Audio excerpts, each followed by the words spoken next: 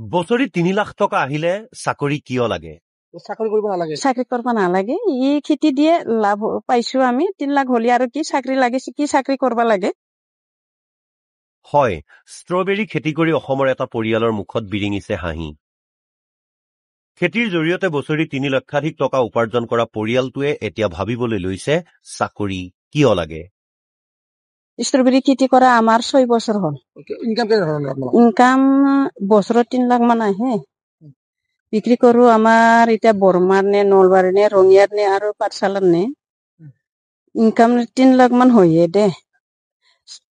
চাকৰি কিয় কৰিব লাগে কৰিব নালাগে, এনেকুৱা খেতি কৰিহে লাভ হয়, খেতি কৰিলে বেছি হয়, চাকৰিকৈ ওপৰত আহে।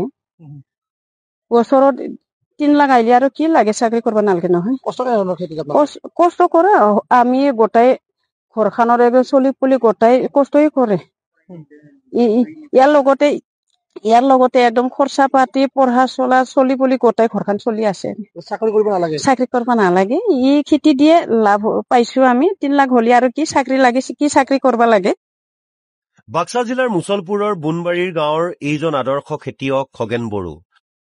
5-6 বছৰ পূৰ্বে ষ্ট্ৰবেৰীৰ খেতি আৰম্ভ কৰিছিল খগেনে। এই খেতিত সহায় কৰি আহিছে খগেনৰ পত্নী আৰু আন সদস্যই।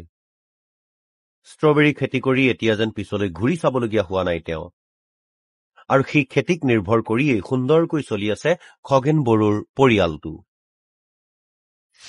বৰ্তমান বেপাৰীৰ ওচৰত প্ৰতি কেজি ষ্ট্ৰবেৰী 400 টকা দৰত বিক্ৰী কৰি আছে তেওঁ। ষ্ট্ৰবেৰী খেতি কৰা মোৰ হ'ল 6 বছৰত ভৰি দিলো তাৰমানে। ফাৰ্ষ্টতে মই এনে 1000 পুলি আনি চাইছিলো। 1000 পুলি আনি চাওঁতে যেনেকে লাভৱানৰ খেতিটো দেখা পালো। নেক্সট বছৰত 2000 বাঢ়াই দিলো। নেক্সট বছৰ 2000 আৰু লাভৱান হৈছিল। ঠিক আছে, ইয়াৰ মাৰ নাযায় তাৰমানে বস্তুটো, লাভৱানৰ হেৰিটো থাকিয়ে। সেইটো কাৰণে সেনেকে বাঢ়াই এইবাৰ 3500 ৰোৱা গৈছি।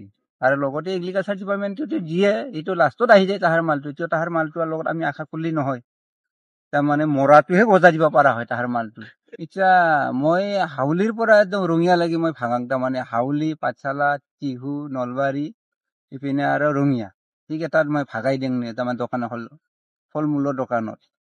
কিন্তু মাৰ্কেটটো এতিয়া এক পেকেটত 250 থাকে। আমাৰ এটা হেৰি পেকেট থাকে, সেই পেকেটত 250 থাকে। কিন্তু 100 টকা এতিয়া মাৰ্কেটত পাই আছো। তাৰমানে পাছলৈকে কমে নাকি নাজানো, এতিয়া ঠিকে মাৰ্কেটটো ভালেই পাই আছো। 400 টকা কিলো বুলি ক'ব পৰা যায়। 4 পেকেট হলে 1 কেজি হয়, 250 থাকে এটা পেকেটত।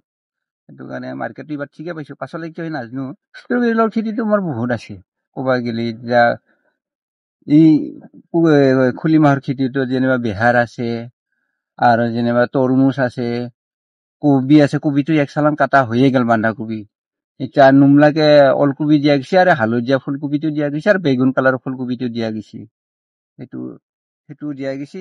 আৰু অন্যান্য খেতি আৰু বাৰিষাৰ খেতিটো থাকে কি জিকা, কেৰেলা, পটল, পানীলাও, সেইগিলা তিয়ঁহ, সেইগিলা চব থাকে। সেইটো খেতি কৰি বাক্সাৰ খগেন বড়ো এতিয়া আন 10 জনৰ বাবে আদৰ্শ হৈ পৰিছে।